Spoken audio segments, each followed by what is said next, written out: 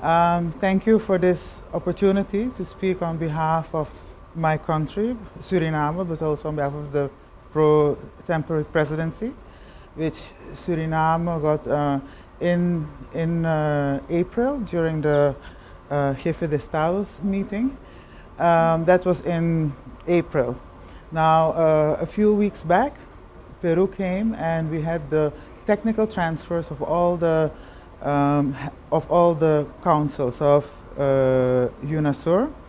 In that instance, Suriname took charge or co-charge of 5 councils. Amongst one is the Health Council. We are going to lead the Health Council for the next year. We are very grateful and happy that we can do that because it will give us an opportunity to give a Surinamese flavor to the UNICEF Health Council leadership. Of course, one of our priorities will be to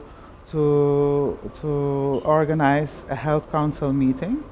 Countries have already approached us that if we can do that within a short amount of time, because the Health Council has not met for a while. Now, before the Health Council meets, of course, the coordinating committee has to meet as well. So last week in Buenos Aires, we had the second face-to-face meeting of the Universal Access to Medicines group. And there I had the opportunity to talk some with Argentinian officials, and here I've been able to continue some of my talks with Brazilian officials, because we need to do a health council in the beginning of 2014. We hope it can be in February. We need to define an agenda. We need to set some priorities. We had a very ambitious 5-year plan, but we have to see how we can condense that and make sure that we execute it.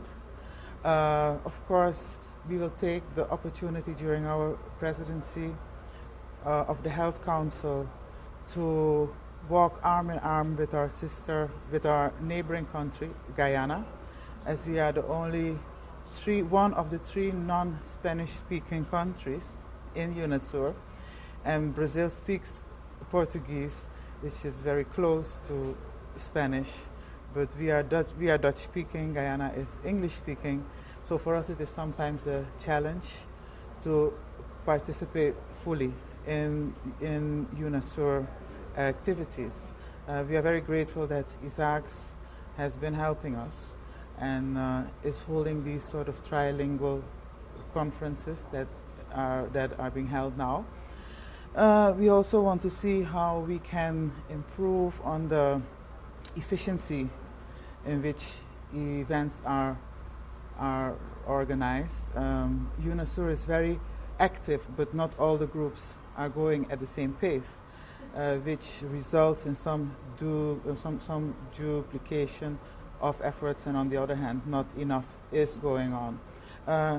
One of the unique things that happened when I was in Paramaribo, our capital city, a few weeks back when we had the technical transfers, is that we had an opportunity to hear from the other councils that what they were doing. And one of the things that I clearly remembered was that there are some councils which are doing things that are health related. Amongst them was the Council of Science and Technology, so it is very good that at this event ministries of science and technology or which are holding that portfolio are also here. But they are doing things with telemedicines, which is very important to achieve equity in health, especially for our indigenous populations. Some people are doing things with production of medicines. A gap analysis is being done by the Science and Technology Council to see how they can gear investigation towards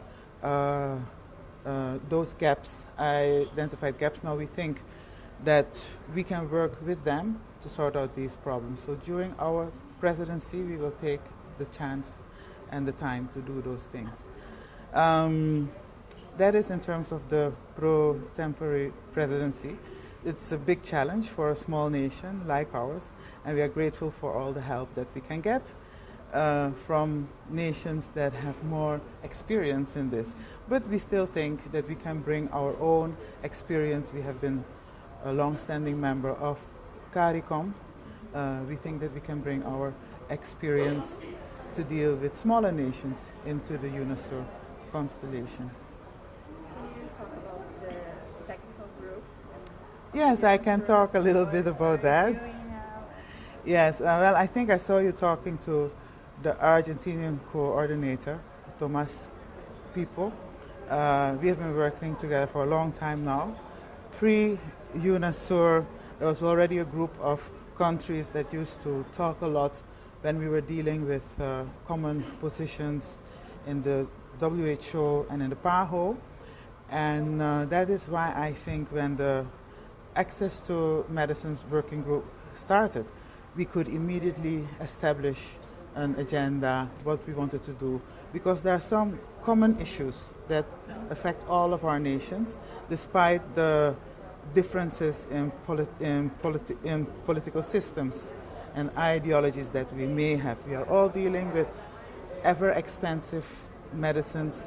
We have seen here that biological medicines will take up a big portion of our budget.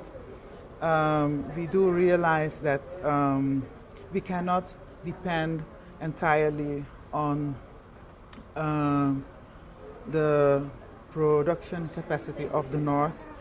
We have seen that when we had the vaccine issues. So we are doing projects. I think Thomas Pipo talked to you about that. The two projects, one is the pricing bank, one is an inventory of the production capacity and the medicines policies of the regions, which will result in us having a better view of what is going on and to have a certain amount of self-sufficiency when we have to ensure that people of our region have an increased access to quality products to lower the mortality rates of our people. So we talked about that. We talked about the common positions that we need to adopt in PAHO and WHO, very important. I've already sent a few documents yesterday from that meeting to my boss, who is now dealing with them as the pro-temporary presidency. So we are going ahead in full steam. Very happy to be here in Brazil. Grateful that ISAACS is doing what it can to increase the capacity in the region. We will work with ISAACS to align our agendas more. I think that is something very important. It is something that the UNASUR Secretariat in Ecuador has asked us to do during our PTP. So that's really what we are going to do. Thank you very much. You're welcome.